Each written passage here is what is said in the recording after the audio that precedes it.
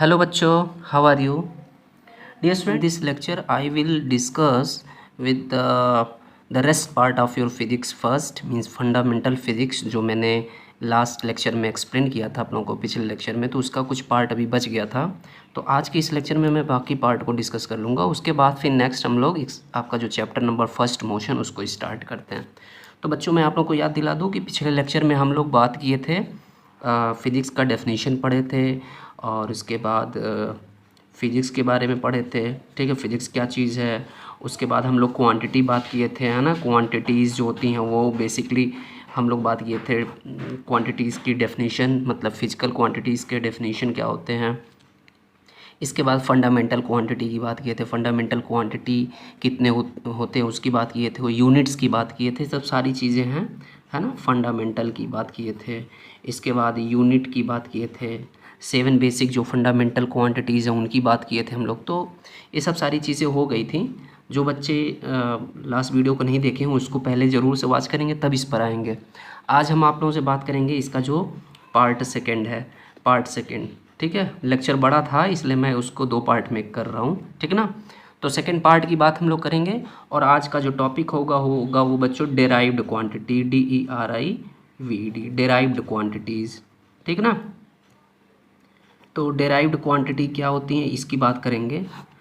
आप लोगों को मैं बताया था कि क्वांटिटी बेसिकली 2 टाइप के होते हैं, एक फंडामेंटल होता है और एक डेराइव्ड। तो बच्चों डेराइव्ड क्वांटिटी क्या है, पहले इसका आप डेफिनेशन जान लीजिए। तो अगर आपसे कोई पूछता है कि व्हाट इज़ डेराइव्ड क्वांटिटी, तो आप बताओगे दोज क्वांटिटीज़, ऐसी क्वांटिटी बच्चों जो कि क्या हो, विच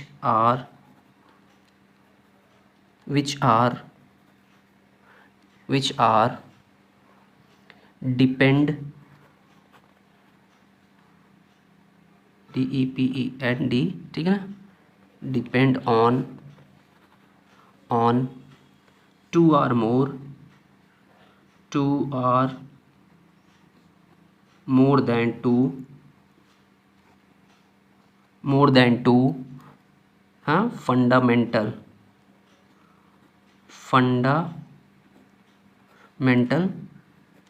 क्वांटिटीज़, ठीक ना। 2 या 2 से अधिक जो फंडामेंटल क्वांटिटीज़ होते हैं उस पर डिपेंड हो, ठीक ना। तो ऐसे क्वांटिटी को हम लोग क्या कहते हैं, डिराइव्ड क्वांटिटी। एक डेफिनेशन ये हो गया आपका। एक डेफिनेशन आप यही दे सकते हो कि और एक और डेफिनेशन दे सकते हो कि दोज क्वांटिटीज़। अभी हम इसका डेफिनेशन और इसके स्टेटमेंट को आप लोगों को समझा दूंगा कि ये जो डेफिनेशन और एग्जांपल के हेल्प से। तो दोज क्वांटिटीज़, ऐसी क्वांटिटीज़ बच्चों, हाँ, ऐसी क्वांटिटीज़ हों जो कि क्या हों, डिराइव्ड हों। ऐसी quantities which are derived, depend कहो या डिराइव्ड को, बातें एक ही सब है। डिराइव्ड, है ना, डिराइव्ड फ्रॉम, डिराइव्ड किए जाते हो, derived from two or more than two fundamental या फिर इसी को हम लोग बेस भी बोलते हैं ना, बेस क्वांटिटीज़, ठीक है बच्चों। तो ये तरीके से ये हो गया डेफिनेशन। अब एग्जांपल हम लोग लेते हैं। एग्जांपल क्या है, ऐसे एग्जांपल्स जो कि डिराइव्ड क्वांटिटीज़ हो। तो चलिए मैं एक सिंपल सा एग्जांपल ले रहा हूँ कि जैसे मैं आपसे बोल दूँ एरिया आप लोग पढ़े हो, है ना। किसी प्लेन सरफेस की एरिया क्या होती है, तो मान लीजिए मैं एरिया पढ़ता हूँ, एरिया ऑफ स्क्वायर मान लिया, एरिया ऑफ रेक्टेंगल है। तो एरिया ऑफ रेक्टेंगल लाने के लिए अब हमें क्या करना है, तो एरिया ऑफ रेक्टेंगल कभी भी लाते हैं तो लिखते हैं लेंथ इनटू इसका जो ब्रेथ होता है, ठीक ना। तो इसका लेंथ और ब्रेथ। अब देखो लेंथ की यूनिट क्या होती है, तो आप जानते हो कि लेंथ की SI यूनिट होती है मीटर। ब्रेथ क्या होती है, तो ब्रेथ भी एक तरीके की क्या है, लेंथ ही होती है। ब्रेथ भी क्या है, एक तरीके का क्या होता है, किसी भी साइड का डायमेंशन ही होता है ना। ये लेंथ हो गया, ब्रेथ हो गया। तो अब ब्रेथ को मेज़र करना होगा किसी चीज़ का, तो वो भी तो मीटर में ही मेज़र करेंगे ना, वो भी तो एक तरीके की लेंथ ही है ना। तो लेंथ और ब्रेथ दोनों की यूनिट क्या हो गई, metre. It means metre square आ गया, इसकी यूनिट जो हो गई स्क्वायर स्क्वायर पढ़ेंगे, स्क्वायर मीटर। इट मीन्स देख रहे हो कि यहाँ पे ये जो डेफिनेशन है कह रहा है कि those quantity which are depend on two or more than two fundamental quantity. ये जो क्वांटिटी थी बताइए ये दो फंडामेंटल क्वांटिटी पर डिपेंड है कि नहीं, या दो फंडामेंटल क्वांटिटी से डिराइव्ड की गई है कि नहीं, लाई गई है ना। तो इस तरीके से क्या हो गई, एरिया क्या हो गई, एक डिराइव्ड क्वांटिटी। इसी तरीके से वॉल्यूम हो गया किसी चीज़ का। आप जानते हो किसी कोई आपके पास क्या कहते हैं क्यूब है या क्यूबाइड है या सिलेंडर है किसी चीज़ का, मान लीजिए कि आपके पास क्यूब हो गया, ठीक है ना। तो क्यूब की क्या होती है, ठीक है। तो क्यूब का जो होता है volume of cube is equal to क्या होता है, इसका फार्मूला आप पढ़े हो, साइड क्यूब है ना, साइड इंटू साइड, यही ना, यही फार्मूला पढ़े ना, साइड इंटू साइड। तो अब मान लीजिए कोई क्यूब है आपके पास, सपोज करिए कि ये आपका क्यूब है, सपोज करो कि ये क्यूब हो गया, ठीक है। अब इसकी लेंथ, इसकी ब्रेथ और इसकी हाइट सब इक्वल होती है। तो इसका कोई भी वैल्यू है, ठीक ना, मान लीजिए कि कुछ भी है, तो साइड है, इस साइड को किससे मेज़र करेंगे, किसी मीटर स्केल से ही मेज़र करेंगे ना, है ना। तो ये क्या हो गया आपका मीटर, ये भी मीटर हो गया और ये भी मीटर हो गया। इट मीन्स ये हो गया क्यूबिक मीटर। ये आपका क्या हो गया बच्चों, क्या हो गया एक तरह से, ये आपकी यूनिट हो गई। तो अब देखो ये बच्चों क्या है, एक क्वांटिटी जो थी, ये वॉल्यूम जो था किसका, क्यूब का जो वॉल्यूम था, यानी वॉल्यूम की हम लोग बात कर रहे हैं यहाँ पे, और यहाँ पे एरिया की बात कर रहे हैं। तो एरिया लाने के लिए दो क्वांटिटी का यूज़ हुआ, दो फंडामेंटल क्वांटिटी का यूज़ हुआ। वॉल्यूम लाने के लिए तीन फंडामेंटल क्वांटिटी का यूज़ हुआ। तो इस तरीके से ये डिराइव्ड हुआ, यानी हम लोग इसको डायरेक्ट नहीं कर पा रहे हैं, इसका डायरेक्ट आप नहीं ला पाओगे। हाँ, तो ये किस पर डिपेंड है, फंडामेंटल पर डिपेंड है, ठीक है। ये बिल्कुल फ्री नहीं है, इंडिपेंडेंट नहीं है, डिपेंडेंट है, ठीक ना। तो अब इसी तरीके से बहुत सारे हैं। आप वेलोसिटी होती है, स्पीड होती है, आप स्पीड की बात करते हो तो स्पीड इज इक्वल टू क्या होता है किसी चीज़ का, स्पीड इज इक्वल टू क्या होता है, हाँ कहते हो ना कि डिस्टेंस अपॉन टाइम, ठीक है, डिस्टेंस अपॉन टाइम फार्मूला पढ़े हैं। तो स्पीड इज इक्वल टू होता है डिस्टेंस अपॉन टाइम। अब डिस्टेंस क्या होता है, एक तरीके की लेंथ होती है। तो लेंथ क्या है भाई बच्चों, लेंथ क्या है यहाँ पे, डिस्टेंस और टाइम, यानी डिस्टेंस को मेज़र करने की इसकी लेंथ है, यानी मीटर हो गई, और टाइम की जो होती है, टाइम की जो यूनिट होती है वो होता है सेकेंड। तो इसका मतलब ये स्पीड क्या हो गई, एक डिराइव्ड क्वांटिटी हो गई। बात है समझ में। इसी तरीके से आप कुछ भी देख लो, कोई भी देख लो, फोर्स है, फोर्स भी एक डिराइव्ड क्वांटिटी। कैसे, force is equal to formula पढ़े ही हैं, क्या पढ़े फार्मूला, बहुत ही सिंपल फार्मूला है, ठीक है ना, MKS। देखो बच्चों ये जो नाम है ना, इसी से हमारा डेफिनेशन भी होगा, रटना नहीं है, बस आपको समझना, बहुत ही अच्छी चीज़ है। आप एक बार बस देख लोगे फिर रटने की कोई ज़रूरत नहीं है। MKS सिस्टम फर्स्ट बच्चों आपका है कौन सा, MKS सिस्टम। MKS क्या है, इसके नाम से ही पता चल रहा है। तो पहले हम इसका फुल फॉर्म जानते हैं, MKS, इसलिए मैं डॉट किया हूँ, है ना। तो कह सकते हैं the full form of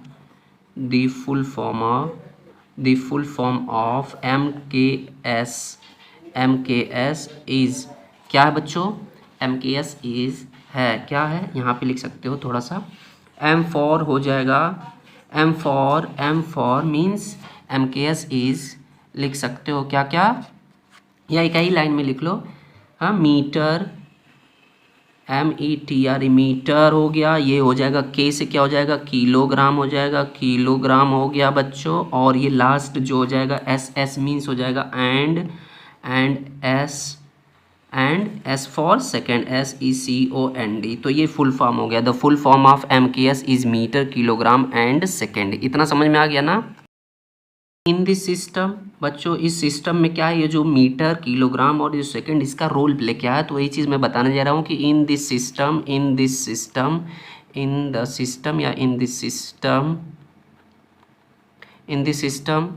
metre, ये जो मीटर है ना, मीटर, किलोग्राम और सेकंड है ना, इसका यूज क्या है। तो in this system metre comma kilogram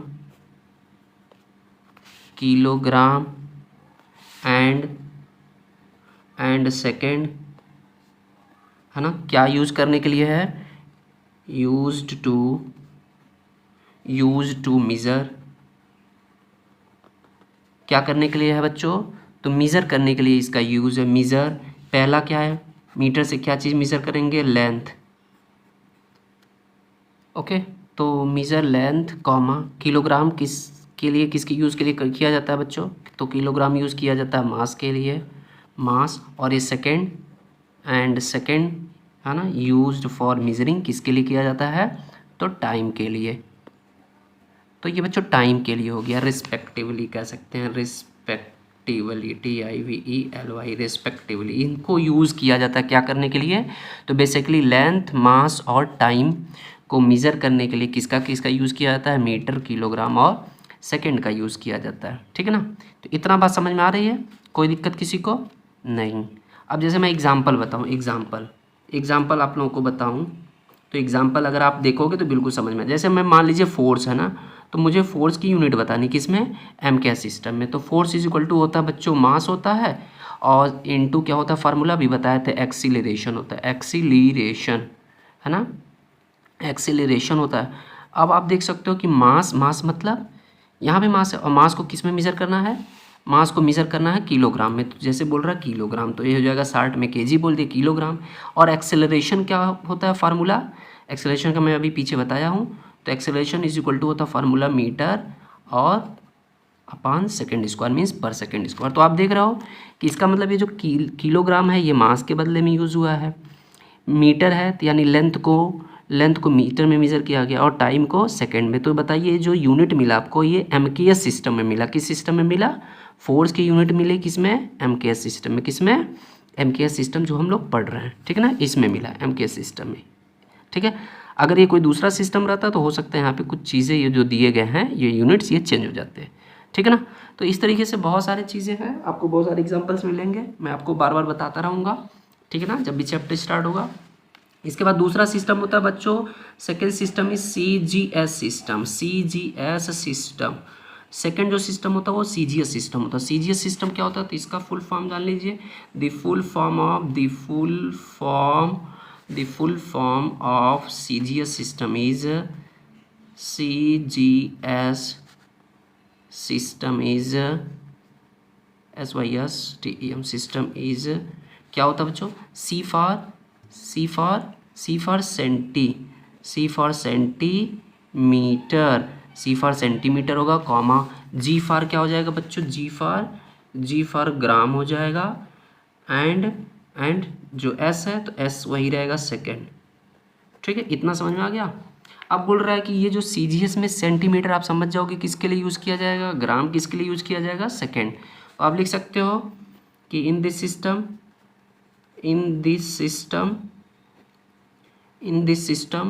इस सिस्टम में सेंटीमीटर, शॉर्ट में हम सेंटीमीटर लिख दे रहे हैं, सेंटीमीटर कॉमा जी, ग्राम से क्या हो जाएगा, GM होता है, ग्राम होता है, एंड सेकेंड हम मैं थोड़ा शॉर्ट लिख रहा हूँ, आप लोग समझ जाइएगा।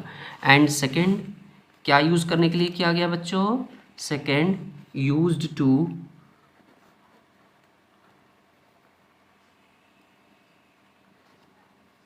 ठीक है, इज़ यूज टू, इज़ रहेगा, यहाँ पे भी मैं इज़ भूल गया था, इज़ यूज्ड टू क्या करने के लिए, तो सेंटीमीटर किसके लिए है, लेंथ के लिए है, हाँ, ग्राम किसके लिए है, मास के लिए, एंड सेकंड किस लिए बच्चों है, टाइम के लिए है, रिस्पेक्टिवली।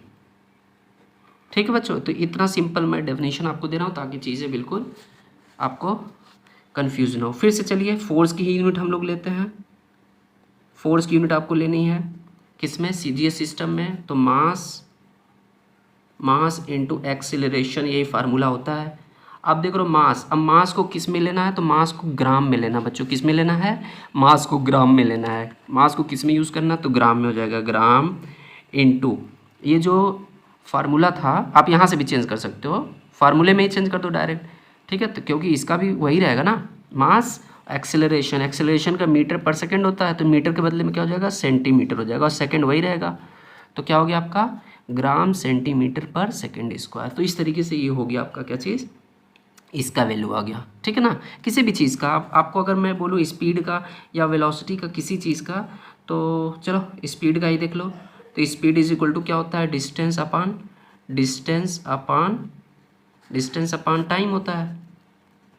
तो डिस्टेंस का क्या हो जाएगा, डिस्टेंस मतलब लेंथ हम बोले तो सेंटीमीटर हो जाएगा, अपन टाइम का सेकंड, सेंटीमीटर पर सेकंड हो जाएगा। ठीक है, तो ये CGS सिस्टम में है। ठीक है, इतना समझ में आ गया। अब बच्चों ये हो गया आपका काम फिनिश। अब हमारे पास एक सिस्टम और, दो सिस्टम और है, दोनों की और बात कर लेते हैं। क्या है सिस्टम? थर्ड सिस्टम है आपका, थर्ड सिस्टम है बच्चों FPS, FPS सिस्टम। ठीक है, ये ज़्यादा यूज़ नहीं होता है, ज़्यादा से ज़्यादा आपको MKS CGS और जो चौथा होगा वो यूज़ होगा। FPS सिस्टम, FPS सिस्टम क्या है? तो इसका फुल फॉर्म जान लीजिए, the full form of, the full form of FPS, the full form of FPS system is, क्या है इसका नाम? इसका जो फुल फॉर्म है F फॉर फुट हो जाएगा, F फॉर फुट, कहते हैं ना फुट या फिट, लेंथ होता है ना फुट, 1 फुट 2 फुट कहते हैं ना, फुट कॉमा, दूसरा P for pound, pound, pound किसको यूज़ किया जाता है, किसके लिए? तो बता रहा हूँ अभी, एंड, और S फॉर वही सेकेंड, सेकेंड तीनों में रहता है, ठीक है ना। अब फुट के लिए क्या होगा? इन this system, in this system, इस सिस्टम में बच्चों जो फुट है वो किसके लिए होगा? Foot use for foot, foot comma pound, ठीक है, foot pound and second is used to measure, क्या करने के लिए? फुट किसके लिए? लेंथ के लिए, लेंथ के लिए, पाउंड किसके लिए बच्चों? मास के लिए, और सेकंड किसके लिए?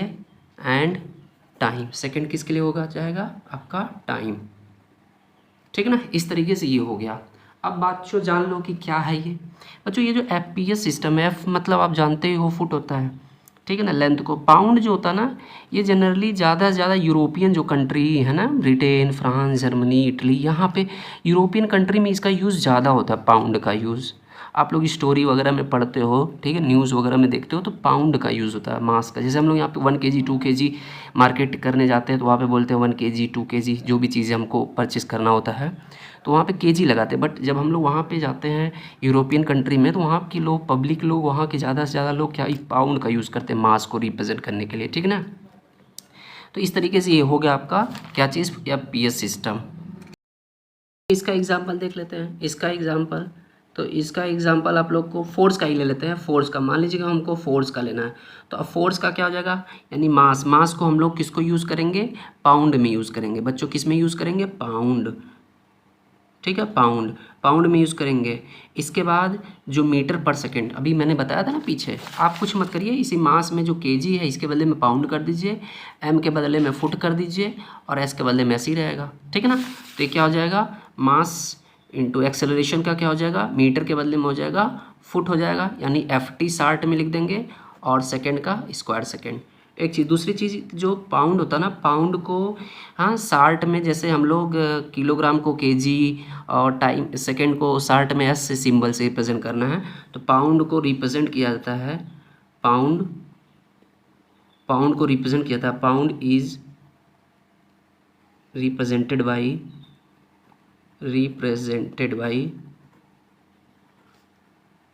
रिप्रेजेंटेड बाई, पाउंड को शार्ट में हम लोग LB से रिप्रेजेंट करते हैं। LB किससे? LB, LB, small l small b, ये पाउंड का। तो ये हो जाएगा क्या चीज़? इसको शार्ट में लिख सकते हो LB इंटू FT, फुट हो गया, और पर सेकेंड स्क्वायर, ठीक है ना। अब इस पूरे सिस्टम को हम लोग क्या कहते हैं? और इसको हम लोग R कह सकते हैं, इसको जो फोर्स की यूनिट होती है उसको हम लोग पाउंडल भी कह सकते हैं, POUNDAL, पाउंडल, या पाउंडल को शार्ट में लिखना है तो ये जान लीजिए, बहुत बड़ी चीज़ मैं आप लोगों को बता रहा हूँ, तमाम लोगों को नहीं पता है। या फिर इसी को हम लोग और कह के कर ले, पाउंडल को शार्ट में हम लोग अगर लिखना होगा तो PDL लिखेंगे। क्या लिखेंगे? ये यूनिट है, क्या है? ये फोर्स की यूनिट हो गई है ना, पाउंड फीट पर सेकेंड स्क्वायर, या फिर पाउंडल, या फिर PDL, शार्ट में इसको ये बोला जाता है, ठीक है ना। या पाउंडल ही बोलेंगे बट शार्ट में PDL लिखते हैं। इतना समझ में आ गया बच्चों? तो ये था आपका क्या चीज़? FPS system.